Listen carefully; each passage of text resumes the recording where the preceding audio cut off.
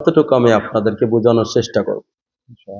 প্রথম কথা হয়, আপনারা এটুকু বুঝে নেন, জেনে নেন, মেনে নেন, দুনিয়াতে যার যত বেশি টাকা পয়সা, দিনার দিরহাম ডলার, দেখবেন সাধারণ দৃষ্টিতে তার সুখ শান্তি তত বেশি, কিন্তু মৃত্যুর পরে টাকা পয়সা, দিনার দিরহাম ডলার কিছুই থাকবে না। ওখানে নেকি যার যত বেশি, সুখ শান্তি তার তত বেশি। এই জন্য দুনিয়া কামাইয়ের জায়গা। দুনিয়া থেকে কি কামাই করব? দুনিয়া থেকে আখিরাত কামাই করব। আর একটা শুকরিয়া আমরা এই জন্য আদায় করি যে রব্বুল আলামিন আমাদেরকে বিনা চাওয়ায়, বিনা দরখাস্তে আল্লাহ তাআলা মুসলমান বানাইছে। হাদিসের ভিতরে আসছে, মান ক্বালা লা ইলাহা ইল্লাল্লাহ দাখালাল জান্নাহ। যে ক্লাসের সাথে কালিমা পড়ছে তার জন্য জান্নাতের মালিকানা হয়ে গেছে। সুবহানাল্লাহ, কত বড় কথা। তো আল্লাহ তাআলা সূরা মুলকের একটা আয়াতের একটা অংশ থেকে আলোচনা শুরু করি। আজকে হুজুর এশার নামাজে পড়তেছিলেন, তাবারাকাল্লাযী বিয়াদিহিল মুলকু ওয়া হুয়া আলা কুল্লি শাইইন কাদির আল্লাযী খালাকাল মাউতা ওয়াল হায়াতা লিয়াবলুয়াকুম আইয়ুকুম আহসানু আমালা। আয়াতের আরো অংশ আছে। আমি মাঝে মাঝে বলি যে বিশ্ব ইজতেমার মাঠে মাওলানা জুবায়ের সাহেব, রবিউল হক সাহেব, আহমেদ লাট সাহেব, ওমর ফারুক সাহেব, তারা অনেক বড় বড় হাস্তি আলেম। দেখা যায় অত বেশি আয়াত তেলাওয়াত করে না। আয়াত নাম্বার, সূরা নাম্বার, হাদিস এত নাম্বার, বুখারীর এত, তিরমিজির এত, তার মানে তারা জানে না তা না। এই 2-4টা আয়াতের উপরে ভেঙে ভেঙে অনেক আলোচনা আমাদের সামনে উপহার দেয়। আর অত চটকদার আলোচনাও করে না।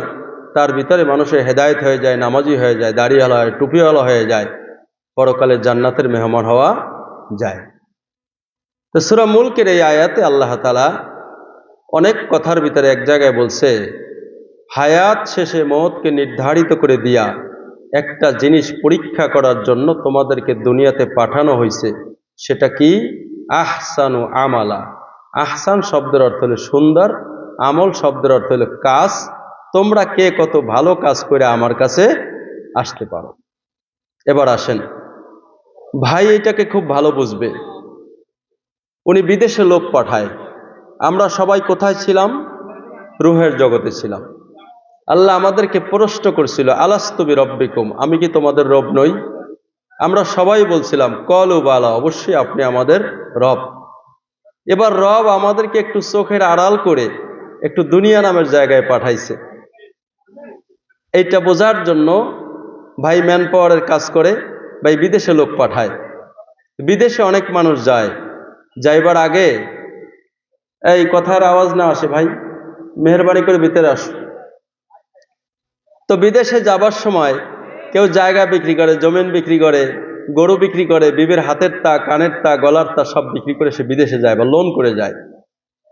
কিছু বছর পরে খুব সফলতার সাথে আসে, এখন মসজিদের সভাপতি, মাদ্রাসার সভাপতি, মাহফিল কমিটির সভাপতি, বাজার কমিটির সভাপতি। তা লোকজনে বলে, জানো এই লোকটার কিছুই ছিল না, এরকম নিঃস্ব ছিল, এখন সে এত সফলতার সাথে আসছে। আর একজন বিদেশে যায়, সেও তার বাবার জমি বিক্রি করে যায়, বিবির গলার তা, হাতের তা, কানের তা বিক্রি করে যায়। বাচ্চা স্কুল থেকে এসে মায়ের কাছে কান্নায় ভেঙে পড়ে, মা আমার স্কুল ব্যাগ ছিঁড়ে গেছে, মা আমার জুতা ছিঁড়ে গেছে। মা সান্ত্বনা দেয়, তোমার বাবা টাকা পাঠাইলি ব্যাগ কিনে দেব, জুতা কিনে দেব। স্ত্রীর পরনে কাপড় ছিঁড়ে গেছে, নিজে খুশি, মনে মনে খুশি, আমার স্বামী টাকা পাঠাইলি। টিনের ঘর ছিদ্র হয়ে পানি পড়ে, তো মনে মনে সান্ত্বনা দেয়, আমার স্বামী টাকা পাঠাইলেই বিল্ডিং হয়ে যায়। বুড়া মানুষ বাবার কাছে যায় বলে, দোকানদারের কাছে যায় বলে যে বাবা আমার ছেলে বিদেশে গেছে, চিন্তা করো না, তুমি বাকি দাও, ছেলে টাকা পাঠাইলেই তোমার টাকা পরিশোধ করে দেব। কিন্তু আমি এমন একটা পেশায় কাজ করি, এখন আমি বলবো না, তবে আমিও এয়ারপোর্টে এরকম মানুষ দেখি যে চেহারা ক্ষুধার্ত, খালি পায়, চোখ লাল, টেনশনের ছাপ, চোখে পানি। কি ভাই? বলে ভাই আমার সব শেষ হয়ে গেছে। কেন ভাই? বলে আমি বিদেশ যাই ধরা খাইছি ভাই, এখন আমার জায়গা জমিও শেষ, বিবি পরিচয় দিতে চায় না, সন্তান পরিচয় দিতে চায় না, বাপ বলে জায়গাটাও চলে গেল, মুদি দোকানে টাকা কি করে দেব? ভাই এখান থেকে দুইটা জিনিস বের হয়ে আসলো। একটা কি ভাই, একজন খুব সফলতার সাথে আসে, আর একজন কান্না করতে করতে আসে। ঠিক তেমনি ভাবে এই দুনিয়ার থেকে অনেক মানুষ নামাজ পড়ে না, রোজা রাখে না, দাড়ি রাখে না, টুপি পড়ে না, আল্লাহর হুকুম মানে না, নবীর তরিকায় চলে না, যেমন খুশি তেমন চলতেছে। আল্লাহর দরবারে এমন অবস্থায় উঠবে, কানতে কানতে চোখের পানি শেষ হয়ে যাবে, চোখের থেকে রক্ত শুরু হয়ে যাবে, তারপরও সেই কান্নার কোনো দাম নাই। আবার এমন কিছু মানুষ আল্লাহর দরবারে হাজির হবে, হাসতে হাসতে হাজির হবে, আল্লাহ তার উপর রাজি আর খুশি, অর্থাৎ নামাজ পড়েছে, দাড়ি রেখেছে, টুপি পড়েছে, সৎ চরিত্রবান হয়েছে, একরাম করেছে মানুষের উপরে। আল্লাহ রব্বুল আলামিন খুশি হইয়া তাকে এক জান্নাত দিবে, যেই জান্নাতের এক একটা বিল্ডিং হবে বলে 6,666 তালা জান্নাতের বিল্ডিং হবে। এক একটা বিল্ডিং এর তালার স্তর হবে আসমান থেকে জমিন বরাবর। আমি এখানে একটা কথা স্পষ্ট বলি, মজমা যদি ভরপুর থাকতো, আমাদের বক্তাদেরও কথা আসতো, বলেও শান্তি, শুনেও শান্তি। তারপর আলহামদুলিল্লাহ এই ঠান্ডার ভিতরে আপনারা যারা আসছেন আপনারা অনেক বড় ইমানদার। যাই হোক, তো বলতেছিলাম, আমি যে বিদেশ একটা উদাহরণ দিয়া আমি কথাটা আপনাদের মাঝে বুঝাইতে পারছি কি বাবা? আমরা দুনিয়াতে ছিলাম, এখন আসি, আবার থাকতে পারবো না, তার মানে চলে যেতে হবে। তাহলে একটা লোক বিদেশে যে কেন যায়? চিরস্থায়ীভাবে থাকার জন্য যায় না, কিছু কামাই করে নিয়ে আসার জন্য যায়। কিন্তু বিদেশে যে গেলে সবাই কি সফল হয়? নাকি অনেকে কান্না করতে করতেও আসে? ঠিক তেমনি ভাবে এই জমিনের উপর অনেকেই বসবাস করে, কিন্তু সবাই সফলতার সাথে আল্লাহর কাছে হাজির হইতে পারবে না। এই জন্য আল্লাহ নবী বলেছেন, বুদ্ধিমান ওই ব্যক্তি যে মৃত্যুর কথা চিন্তা করে আর মৃত্যুর জন্য প্রস্তুতি গ্রহণ করে। কিন্তু আমরা সমাজে বুদ্ধিমান কারে মনে করি বলেন? যে সুইস ব্যাংকে টাকা পাঠায়, বিদেশে বাড়ি করে, যদি সুযোগ হয় ওই দেশে যায় সুযোগ সুবিধা ভোগ করবে। বন্ধু, তুমি এইটা বুঝতে পারলা, কিন্তু তুমি এইটা কেন বুঝতে পারলা না যে তুমি এইখান থেকে যদি আল্লাহর ব্যাংকে জমা করে দিতা, তখন ওইখানে যাইয়ে জান্নাতের ভিতরে এটা ভোগ করা যাইত। এটাই তো আসল বুদ্ধিমানের কাজ ছিল, ঠিক না? জি। তো আজকে আমরা, আমার মা একবার আমাকে, গ্রামগঞ্জের মানুষ তো, বলে বাবা সবাই সফল হয়ে গেল। আমি বললাম কেমনে মা? কই সবাই বড় বড় বিল্ডিং করে ফেলছে। আমি বলি যে না মা, সফলতা তো ওই জিনিস যেদিন আমার ডান হাতে আমল নামা আসবে। সফলতা ওই জিনিস যেদিন আমার মিজানের পাল্লা নেকি দিয়া ঝুঁকে যাবে। সফলতা ওই জিনিস যেদিন আমি পুলসিরাত পার হইয়া ওপার চলে যেতে পারবো। সফলতা ওই জিনিস যেই দিন আমল নামা ডান হাতে আসবে। সফলতা তো ওই জিনিস যেই দিন বলে জাহান্নাম থেকে বাইচা আমি জান্নাত পেয়ে গেলাম, এটাই সফলতা। কথা ঠিক কিনা বলে? এই জন্য একবার সুবহানাল্লাহ কি বলা যায় না? হাদিস শরীফের ভিতরে আসছে, যে ব্যক্তি ইয়াকিন ও ইখলাসের সাথে একবার সুবহানাল্লাহ বলবে, আসমান এবং জমিনের মধ্যবর্তী জায়গা নেকি দিয়া ভইরা আল্লাহ পাক তার আমলনামায় জমা করে দিবে। তো আল্লাহ রাব্বুল আলামিন বলেন, যালিকাল কিতাবু লা রাইবা ফি হুদাল লিল মুত্তাকিন আল্লাযীনা ইউমিনুনা বিল গায়বি ওয়া ইউকিমুনাস সালাতা ওয়া মিম্মা রাযাকনাহুম ইউনফিকুন والذين يؤمنون بما أنزل إليك وما أنزل من قبلك وبالآخرة هم يوقنون أولئك على هدى من ربهم وأولئك هم المفلحون সবাই বলেন সুবহানাল্লাহ। এখানে কয়েকটি আয়াতে কারিমা আপনাদের সাথে তেলাওয়াত করার পরে শেষ অংশে আল্লাহ তাআলা বলেন, যারা এই কাজগুলি করবে তারা সফল কাম, তারা জান্নাতের মেহমান। বলেন সুবহানাল্লাহ। এই আয়াতের ভিতরে 1 নম্বরে বলা হয়েছে যে যালিকাল কিতাবু লা রাইবা ফিহি, এই কোরআনের ভিতরে কোনো ভুল নাই, কোনো সন্দেহ নাই, সন্দেহের কোনো অবকাশ নাই। এরপর আল্লাহ বললেন যে হুদাল্লিল মুত্তাকিন, মুত্তাকিদের হেদায়েতের জন্য আল্লাহ তাআলা এই কোরআন নাজিল করেছেন। এরপর আল্লাহ পাক বললেন মুত্তাকিদের 1 নম্বর কাজ হলো তারা গায়েবের উপর বিশ্বাস স্থাপন করবে। গায়েবের উপর বিশ্বাস স্থাপন করবো, অর্থাৎ না দেখা জিনিসের উপরে বিশ্বাস স্থাপন করার নাম হলো ঈমান। বলেন না, সবাই বলেন, না দেখা জিনিসের উপরে বিশ্বাস স্থাপন করার নাম ঈমান।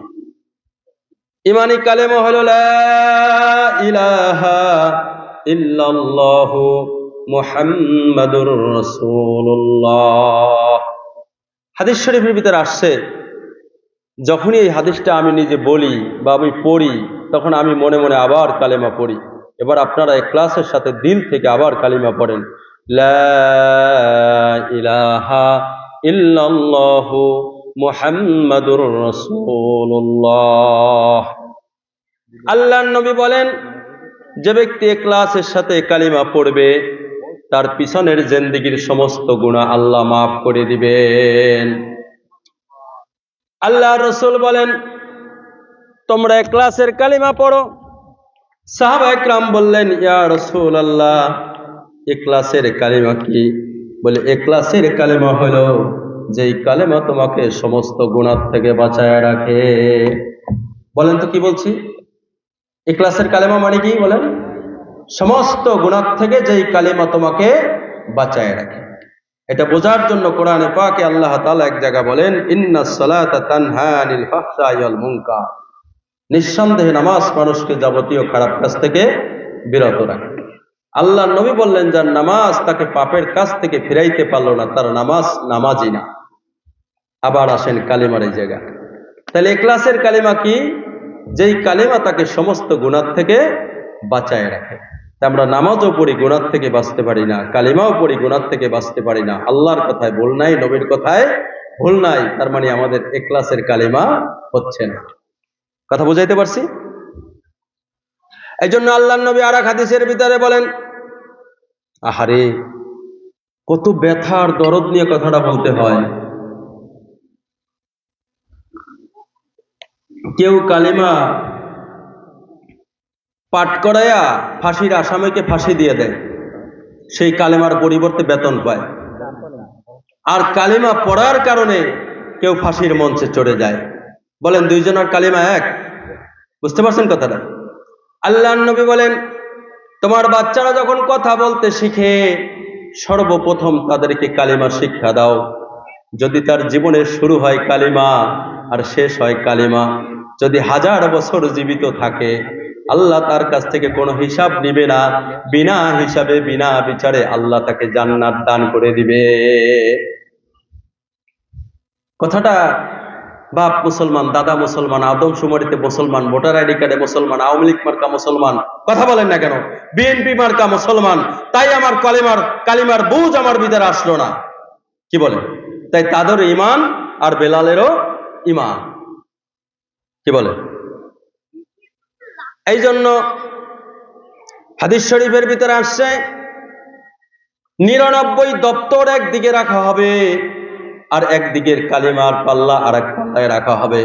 বলে, কালিমার পাল্লা ভারী হয়ে যাবে। যে ব্যক্তি ইখলাসের সাথে খাঁটি দিলে কালিমা পড়বে, তার জন্য জান্নাতের মালিকানা হয়ে গেছে। তার মানে কি? যেই কালিমা তোমাকে সমস্ত গুনাহ থেকে বাঁচায় রাখে, এটার নাম ইখলাসের কালিমা।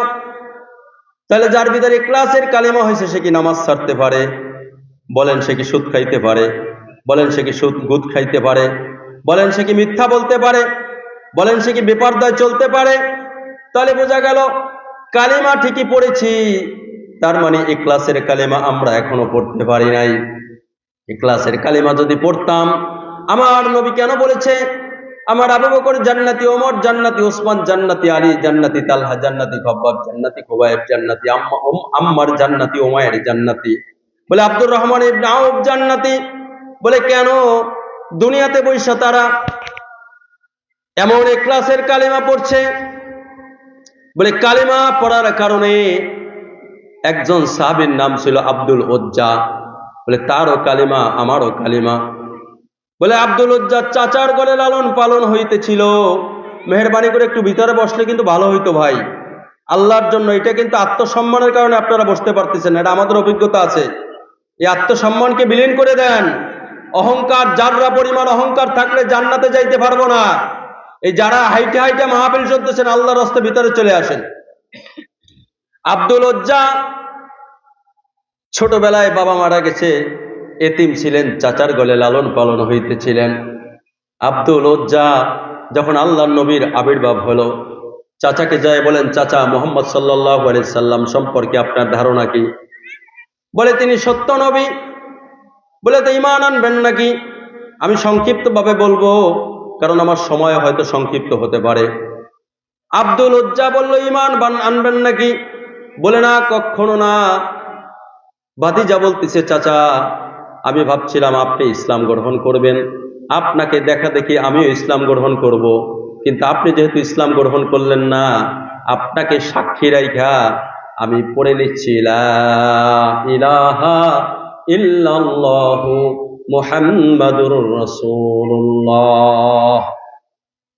চাচা বললেন, ভাতিজা, তুমি কি জানো এখন তোমার উপর কি হবে? বলে না। বলে এই কালেমা পড়ার কারণে এখন তোমার সব দিয়া দিতে হবে, জায়গা জমি সব দিতে হবে, আল্লাহু আকবার, বুট ভেড়া বকরি যা ছিল সব দিতে হবে, এক কথায় সম্পদ সব দিতে হবে। এক পর্যায়ে বলল, তোমার পরনের লুঙ্গি পর্যন্ত, তামার পয়সার লুঙ্গি পর্যন্ত আমার কাছে খুলে দিয়ে যাইতে হবে। যুবক ছেলে ইসলামের জন্য, তাদেরও কালিমা আমাদেরও কালিমা, কালিমা রক্ষার ক্ষেত্রে যুবক ছেলে লজ্জাস্থানকে চেপে ধরে ওই অবস্থায় মায়ের কাছে চলে গেলেন। মা ওই অবস্থা দেখে বলে, বাবা, তোমার এই অবস্থা কেন? বলে, মা, ঈমান আনতে গিয়া কিছুই আনতে পারি নাই। বলে, তুমি আমার কাছে কি চাও? বলে, মা, তুমি আমাকে একটা কাপড় দাও। মায়ের কাছে একটা পুরানা কম্বল ছিল, কম্বলটা তাকে দিল। দুই টুকরা করলো, দুই টুকরা করে এক টুকরা পরলো আর এক টুকরা গায়ে দিল, হেঁটে হেঁটে মদিনায় চলে গেলেন। আল্লাহর নবী তাকে দেখলেন। আমি সংক্ষিপ্তভাবে বলতেছি, নবীজি বয়ান করতেছিল। ওই সাহাবীকে দেখে বলছে, তোমার চেহারা এরকম কেন? ক্ষুধার্ত চেহারা, উস্কো খুস্কো চেহারা। দেখার পরে আল্লাহর নবীকে সবকিছু খুলে দাও। খুলে বলার পরে আল্লাহর নবী বললেন, ঠিক আছে, তুমি এখানে বসো। বসানোর পরে আসহাবে সুফফায় তাকে দিলেন। আসহাবে সুফফায় দেওয়ার পরে জোরে জোরে কোরআন তেলাওয়াত করতেছিল। হযরত ওমর রাদিয়াল্লাহু তাআলা আনহু অভিযোগ করলো, ভাবলো রিয়াকার, মনে অহংকারী মানুষ দেখানোর জন্য জোরে জোরে কোরআন তেলাওয়াত করে। আল্লাহর নবী বললেন, না। আব্দুল উজ্জা, পরবর্তীতে তার নামটাও রাখলো আল্লাহ রসুল আব্দুল্লাহ। যাই হোক, বলল না, তাকে জোরে জোরে চিল্লাই চিল্লাই কোরআন তেলাওয়াত করতে দাও, আল্লাহর জিকির করতে দাও। তিনি অহংকারী না, বরঞ্চ তার ঈমান বড় দামের ঈমান, তার লা ইলাহা ইল্লাল্লাহ বড় দামি কালিমা, বড় দামি ঈমান। ঈমান আনতে গিয়ে কিছুই আনতে পারে নাই। লম্বা ঘটনা, তবুকের যুদ্ধ শুরু হয়ে গেল। সাহাবী আগায় গেল, ইয়া রাসূলুল্লাহ, সবাই সবকিছু দিলে, আমার দেওয়ার কিছু নাই, আপনি দোয়া করেন আল্লাহ রাব্বুল আলামিন যেন এই যুদ্ধের জন্য আমার জীবনটাই কবুল করে। আল্লাহর নবী দোয়া করলেন, আল্লাহ, আব্দুল্লাহর রক্তকে তুমি কাফেরদের জন্য হারাম করে দাও। আব্দুল্লাহর কান্না আরো বেড়ে গেল, ইয়া রাসূলুল্লাহ, আমি চাইলাম শহীদ হইতে, কিন্তু আপনি এই দোয়া করলেন। আল্লাহর নবী বললেন, আব্দুল্লাহ, তুমি যদি এখন জ্বরের ভিতরেও মারা যাও, আল্লাহ রাব্বুল আলামিন তোমাকে শহীদের মওত দান করবে। হ্যাঁ, সত্যি যুদ্ধ চলাকালীন অবস্থায় খবর আসলো আল্লাহ রসুলের কাছে, এই সাহাবী 3 দিন জ্বর বুক করার পরে দুনিয়ার থেকে চলে গেলেন। আল্লাহর নবী বললেন, লাশটা এখানে নিয়ে আসো। এখানে নিয়ে আসার পরে এখানেই তাকে কবরস্থ করো, দাফন কাফনের ব্যবস্থা করো। হযরত বিলাল রাদিয়াল্লাহু তাআলা আনহু কবরের কাছে আলো নিয়ে দাঁড়ানো ছিল। আল্লাহর নবী নিজে কবরের ভিতরে নামছে। আপনারাই বলেন, সবচেয়ে আপনজন কবরের নিজের লাশটা ধরে কিনা? আপনজনের। আল্লাহর নবী নিজে লাশটা ধরলেন। আবু বকর এবং ওমরকে বললেন যে, ভাইয়ের লাশ অত্যন্ত যত্ন সহকারে নিয়ে আসো। আল্লাহর নবী লাশটাকে কবরের ভিতর রাইখা আল্লাহর নবী বললেন, আয় আল্লাহ, আমি আজ সন্ধ্যা পর্যন্ত এই আব্দুল্লাহর উপর রাজি আর খুশি, তুমিও রাজি আর খুশি হয়ে যাও। ইবনে মাসউদ রাদিয়াল্লাহু তাআলা আনহু কবরের কাছে ছিল। ইবনে মাসউদ রাদিয়াল্লাহু তাআলা আনহু অন্য এক বর্ণনায় ওমর রাদিয়াল্লাহু তাআলা আনহুর কথাও আসছে। ইবনে মাসউদ রাদিয়াল্লাহু তাআলা আনহু বললেন, হায়, আজকে এই লাশটা যদি আব্দুল্লাহর লাশ না হইতো, এই লাশটা যদি আমার লাশ হইতো, আমি কামিয়াব হয়ে যেতাম। বলেন সুবহানাল্লাহ। ভাইরা আমার, তারা কালিমা পড়েছিল। এই অপরাধের কারণে বুক পর্যন্ত মাটির ভিতরে গেড়ে রেখে লোহা দিয়া চিরুনি বানায় শরীরের গোস্ত কাইকা নামায় ফেলছিল। তারা অপরাধ, তাদের কালিমা পড়ার কারণে মাথায় করাত বাজায় 2 টুকরা করে ফেলছে, তারপরে ঈমান ছাড়ে নাই। মা বোনদের ভিতরে একজন মহিলা সুমাইয়া রাদিয়াল্লাহু তাআলা আনহা, তাকে লজ্জাস্থানের ভিতরে বর্ষার দ্বারা খোঁচায় খোঁচায় শহীদ করে দিয়েছে, তারপরে ঈমানকে ছাড়ে নাই। হযরত খাব্বাব ইবনে আরাত রাদিয়াল্লাহু তাআলা আনহুকে ইসলাম আনার অপরাধে, কালিমা পড়ার অপরাধে 2 পায়ে রশি লাগাইয়া গোড়া 2 দিকে হাঁকাইয়া দিছে, মাঝখান থেকে 2 টুকরা হয়ে গেছে, তারপরও তারা ঈমানকে ছাড়ে নাই। হযরত বিলাল রাদিয়াল্লাহু তাআলা আনহু, এর মনিবের নাম ছিল উমাইয়া ইবনে খালদ। হযরত বিলাল আল্লাহ নামের জিকির করতেছিল, আহাদ আহাদ জিকির করতেছিল। এই অপরাধের কারণে হযরত বিলালের এক বর্ণনা তো আপনারা বারবার শুনতেছেন জুমার ভিতরে, যে উত্তপ্ত বালুর ভিতরে তাকে শোয়ায় রাখা হতো, পাথর বুকের উপর চাপা দেওয়া হতো। আরেকটা বর্ণনায় আসছে হযরত বিলালকে সাথী সঙ্গী নিয়ে চেপে ধরে বিলালের জিহ্বাটা টাইনা লম্বা কইরা জিহ্বার মাঝখানে গজা লোহা বসায় দিয়েছিল। ওই রক্তমাখা জিহ্বা নিয়ে হযরত বিলাল যখন আল্লাহ নামের জিকির করতেছিল, হযরত উমাইয়া ইবনে খালদ, তিনি তো মুসলমান না, তিনি বলতেছে, ও বিলাল, জিহ্বার মাঝখানে গজা লোহা বসায় দিলাম, এখনো দেখি আল্লাহ নামের জিকির করে কি মজা পাও। হযরত বিলাল বলতেছিল, ওই বাইতুল্লাহর মালিকের কসম, এতদিন প্রকৃতপক্ষে আল্লাহ নামের জিকির করে মজা পাই নাই, আজকে যখন জিহ্বার মাঝখানে গজা লোহা বসায় দিছো, আজকে আল্লাহ নামের জিকির করে প্রকৃত আল্লাহর জিকিরের স্বাদ আমার জিহ্বায় লেগে গেছে। ভাইরা আমার, এক সাহাবী ছিল, বলে যে খুবাইব রাদিয়াল্লাহু তাআলা আনহু বলে, ঈমান আনার অপরাধে 2, কেমনে আপনাদেরকে বুঝাবো সংক্ষিপ্তভাবে। ঈমান আনার অপরাধে একটা লোহা, একটা কাঠ বানাইলো, কাঠটাকে ভাবে এরকম আড়াআড়ি একটা তক্তা ফিট করলো, ওই কাঠের উপরে তাকে ফিট করে হাতে পায়ে বুকে পর্যন্ত লোহা মেরে কেচে ফেললো, তারপরেও তারা ঈমানকে ছাড়ে নাই। আজকে আমাদের এই পরীক্ষা আসছে নাকি বলেন? এবার আমাদের ইস্তেমার মাঠে একটা কথা শুনতেছিলাম, 2 সাহাবী জিহাদের ময়দানে যাইতেছে, একজন লোহার বড়মো অর্থাৎ যুদ্ধের পোশাক খুলে আর এক ভাইয়ের কাছে দিতেছে, ভাই তুমি রাখো এটা। বলে কেন? বলে ভাই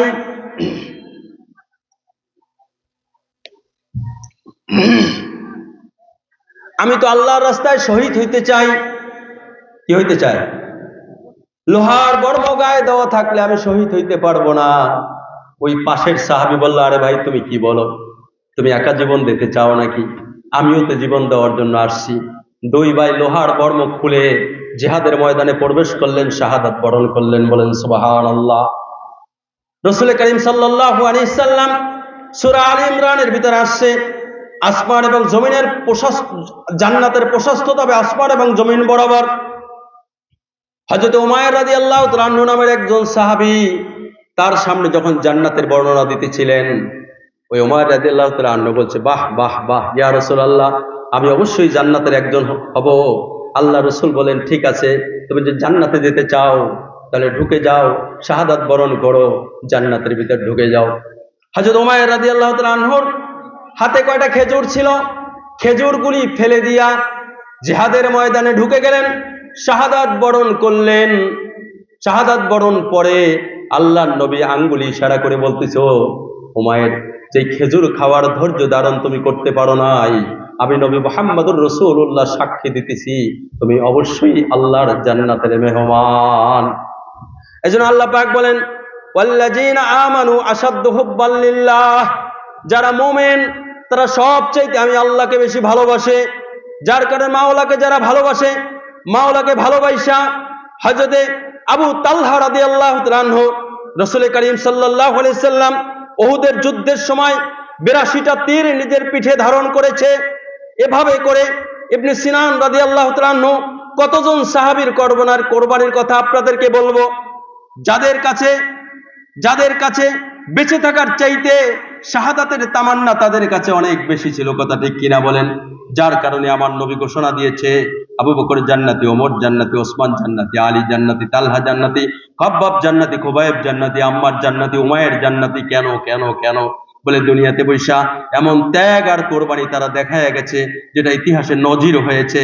যার কারণেই তো বলে যে মুতার যুদ্ধে 3 জন সাহাবীকে যখন আল্লাহর নবী সেনাপতি নিযুক্ত করেছিলেন, তার ভিতরে একজন জাফর রাদিয়াল্লাহু তাআলা আনহু ও যুবক ভালো করে শোনো, বলে জাফর রাদিয়াল্লাহু তাআলা আনহু যুদ্ধের ময়দানে ঢুকে গেছে, ইসলামের পতাকাটা ধারণ করতেছে, বলে কাফেররা এসে ডান হাতটা কেটে ফেলছে, বাম হাতে পতাকা ধারণ করেছে, বাম হাতটাকেও কেটে ফেলেছে, কল্লা যখন আলাদা করে দিয়েছে, ইসলামের পতাকা মাটিতে পড়তে দেয় নাই, দাঁত দিয়া ইসলামের পতাকাকে কামড়ায় উঁচু করে রেখেছে। বলুন সুবহানাল্লাহ।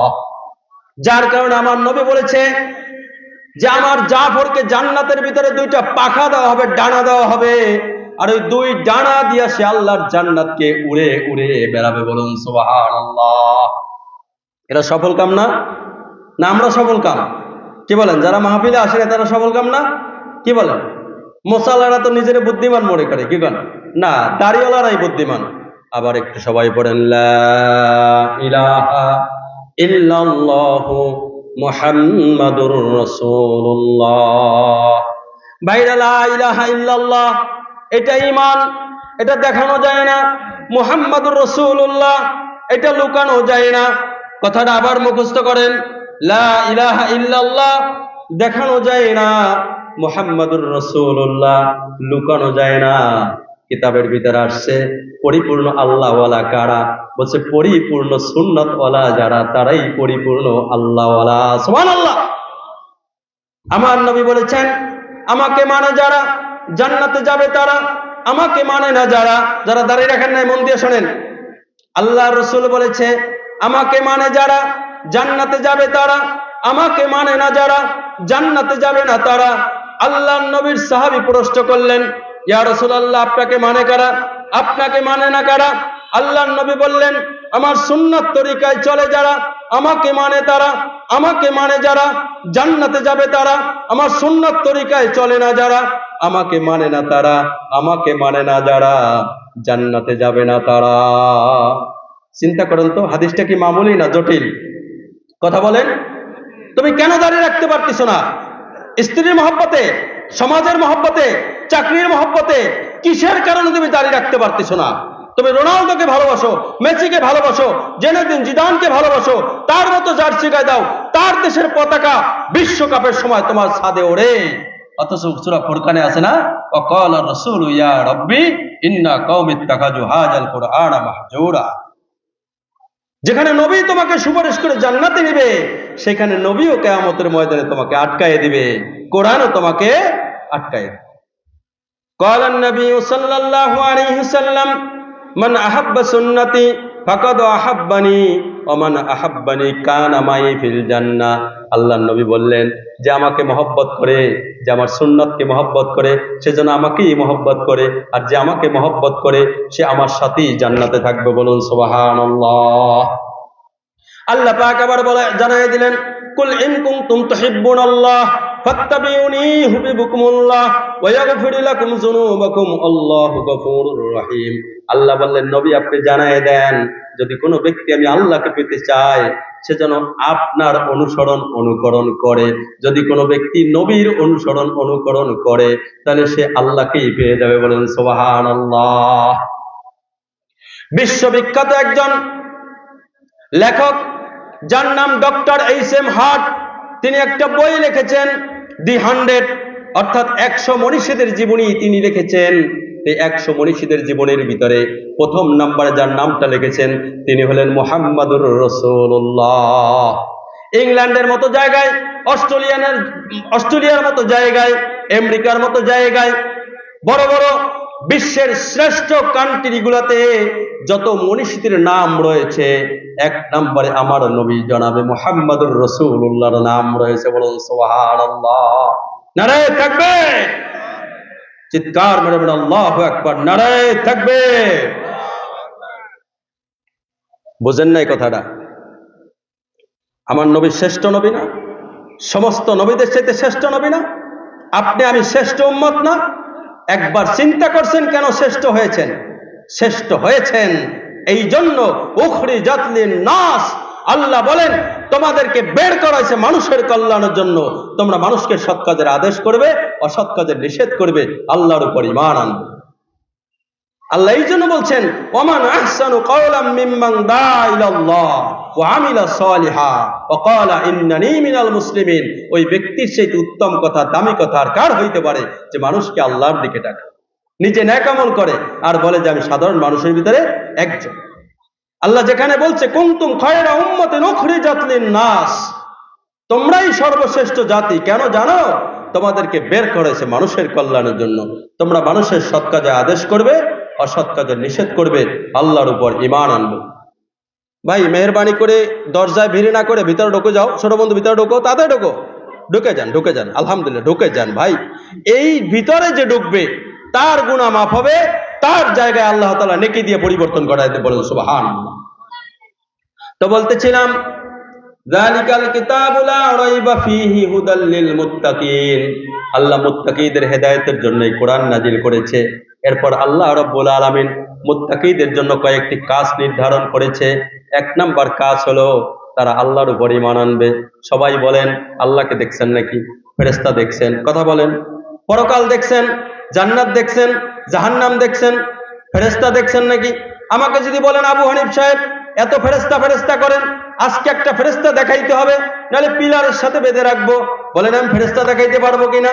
বলে না ভাই ফেরেশতা দেখাইতে পারবো না। কিন্তু আপনাদের সকলের কাছে প্রশ্ন, আমি মাঝে মাঝে পানি খাই, সাদা পানি, কিন্তু এর ভিতরে চিনি আছে, দেখানো যায় না। খাইলে বোঝা যায় ভিতরে চিনি আছে। তারের ভিতরে কারেন্ট আছে, দেখানো যায় না। আপনি আমাকে ভালোবাসেন, এটা মুখ দিয়ে বলতে পারেন, দেখানো যায় না। বাতাস কিন্তু দেখানো যায় না।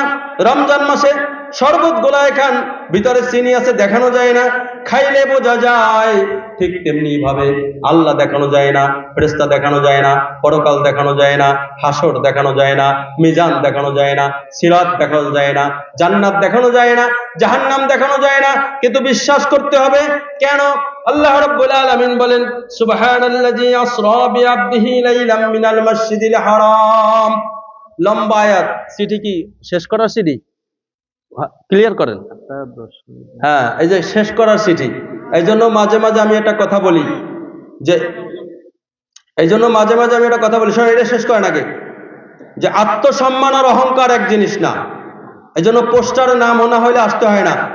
50,000 টাকার বক্তা হইলে তার দাম বেশি থাকে। ওই যে টাকা 50,000 টাকা দিয়ে আনছি, আর যারা আমরা ভেসকাই পড়ি ভাই যা খুশি তাই করেন, তখন এরকম অপমান হইতে হয়।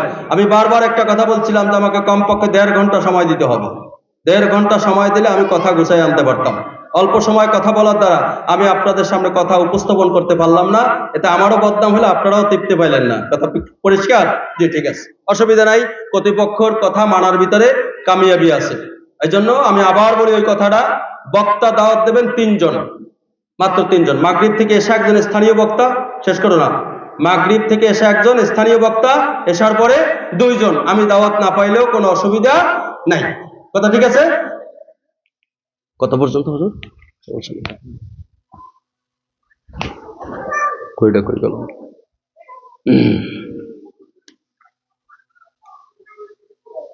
জি, খারাপ লাগছে কি কথাগুলো আপনাদের? আমি গানও বলি নাই, হিন্দিও বলি নাই, উর্দুও বলি নাই, শেরও বলি নাই, বলবো না।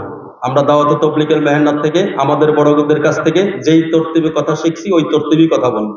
আর আমার কথা সব ইখলাসের সাথে আল্লাহর রাজি খুশির জন্যই হবে। আগামী বছর দাওয়াত পাবো কি পাবো না ওই আশায় আমি বয়ান করি না ইনশাআল্লাহ। তো যে কথা বলতেছিলাম, 1 নাম্বার কি বলেন? ঈমান। 2 নাম্বার কি বলেন?